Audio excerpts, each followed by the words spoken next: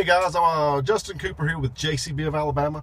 I wanted to give you a quick review of the snowblower attachment operations with the new JCB 260 skid steer. So you've got your right hand control panel and a left hand control panel, and then your joysticks have multiple buttons on it.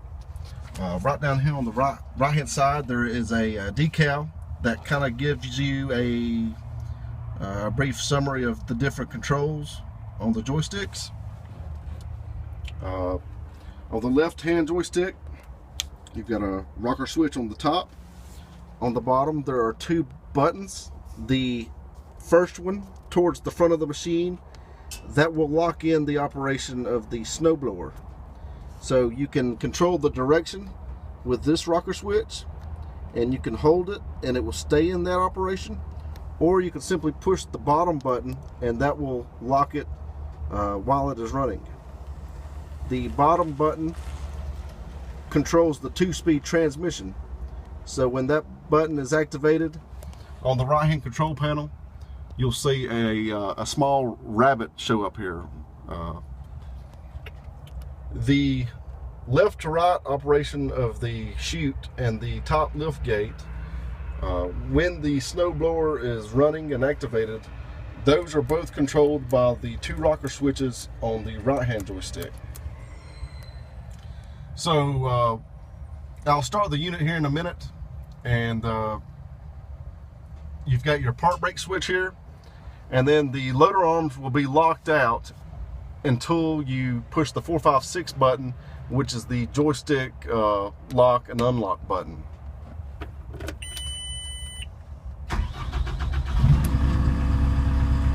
So first I'm going to push the park brake button, and then I'll push the 456, and then my loader lift arm and my bucket dump and curl will begin to work. To activate the high flow hydraulics, first on the left hand side, push the round button here. Looks like it's got a wheel with gears on it. So that is the high flow button. Then come back to the right hand side. The auxiliary button right now has a green light on it. Turn that button off. Then you can come down here and you can use the forward or reverse functions, or you can push the button on the bottom and that will turn on the snowblower continuously.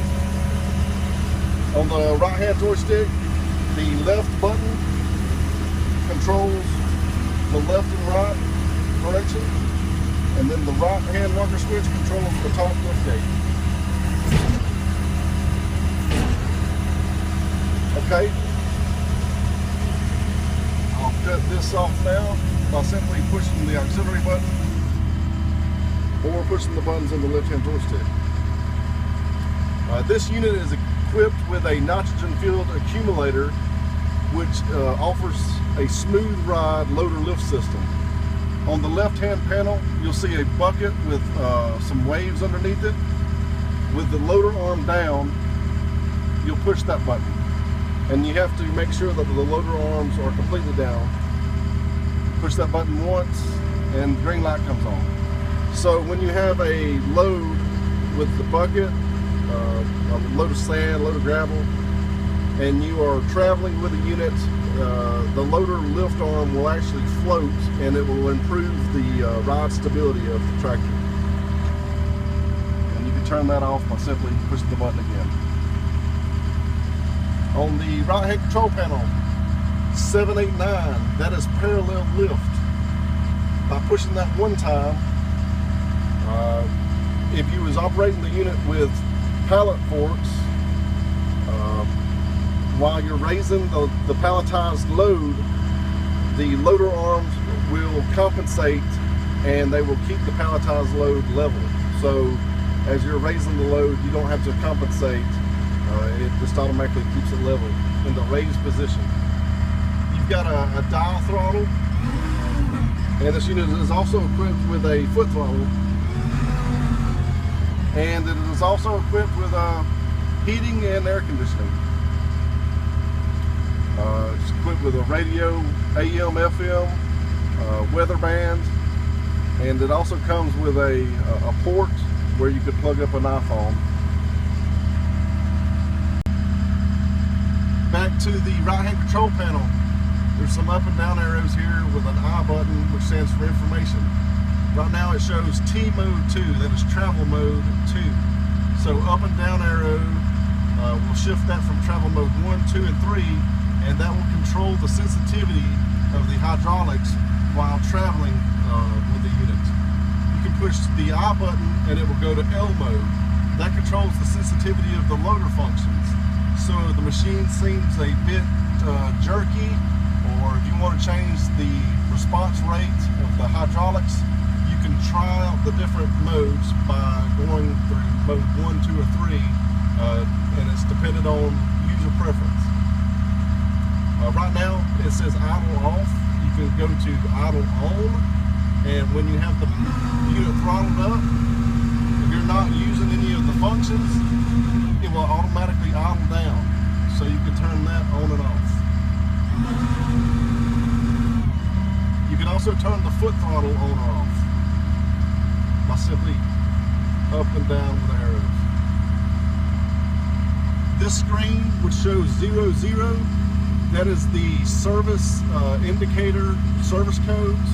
If the machine has any service codes, it will prompt you with this screen, and then you can call us, or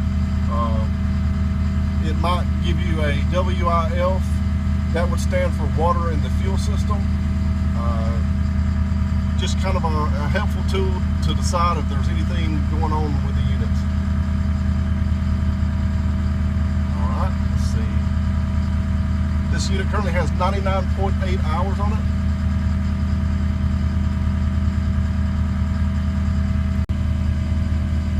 Alright, back to the right-hand display. I talked to you earlier about the 2-speed transmission. So the bottom button on the left-hand controller, by pushing that one time, on the right-hand display you see the rabbit pop up. That is the high-speed transmission, and that can, simply turning on and off the button will activate that. On the right-hand control button, if you're doing a lot of back dragging with a bucket on the front of the unit, with the loader arm down, push the right-hand control lever forward and push the thumb button, and you'll feel it kind of kick in. And back up here you see a bucket with some lines under it. That will activate a float on the right-hand arm, which will allow you to float the bucket on top of the ground while back dragging. Okay, behind the seat there's a lever right here on the left-hand side that will allow you to access behind the seat. The operator's manual is located in this box behind the seat. This seat is actually heated like a car or truck would be, and that is the switch to turn on the heated seat controls. The cab on this unit will raise to the front of the unit. There are 2 bolts located behind the seat on both sides. Simply taking those bolts out. The loader arm will need to be in the raised position with the safety strut locked in to raise the cab forward. We recommend taking off any attachment off the front of the machine when raising the cab forward, just simply because there's you don't have a lot of weight in the air, potential of falling on anyone. Back here to the engine compartment, you've got a battery disconnect key here. With that key pulled out, no one will be able to start the engine. It just kills all the electronics to the machine. Your coolant level tank, your air filters are located here. If you need to access the battery, you can remove the air cleaner covers, and this here plastic panel will simply slide out, and you can have access to the battery terminals up on top. Hydraulic fuel tank. Hydraulic sight gauge, you want to always keep your hydraulic above this bottom line here. Down here in the bottom there is a T-valve. What that allows you to do is, if the unit was to stall out or go dead with the loader arm raised, you can simply dump that fluid back into the tank, and that would allow you to lower the loader arm. Oil dipstick, oil fill cap. oil filter, fuel filter with water separator. Like I said earlier, the control may show a WIF, which means water and fuel. You can simply drain out that water by loosening the bottom of this filter. Below, in the right hand side of the engine compartment, there is another fuel filter which only needs to be serviced every 500 hours. Below the machine there is an access panel which will allow you to gain access to the bottom of the engine for a service to the oil plug, and that fuel filter can easily be reached from the bottom side. This unit is also equipped with a glow plug or heat strip which can be plugged up overnight in the cold weather. Up on top here of our cooling pack, we've got hills and valleys on this cooling pack. If you've got any pine straw or debris, you can simply rake that out. These can be raised up, these little clips here, and this top cooling pack cover can be lifted out, and you can hose down that cooling pack to remove any debris. The rear engine compartment door is also a lockable door. On the right hand side of the machine, below this cover, is your lockable fuel cap.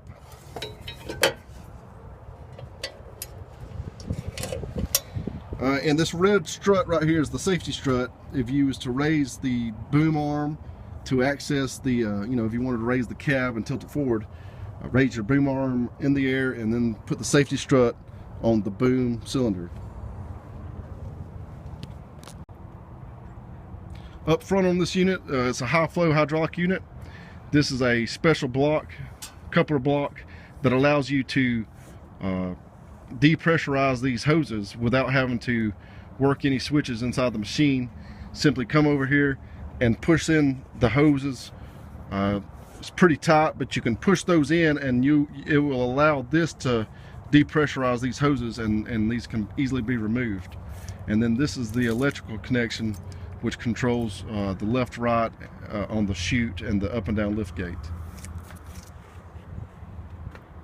Mechanical quick hitch up front, like a lot of other skid steers you may have been on. And I think that's about it. If you guys have any questions at all, feel free to give us a call. JCB of Alabama. The number on the side of the machine that calls our Leeds office. My name's Justin Cooper, and I am in here about 90% of the time. I'll be glad to help you with any questions you might have with the operation of this machine. Congratulations on your purchase. We hope it works well for you, and give me a call if you need anything at all. Thank you.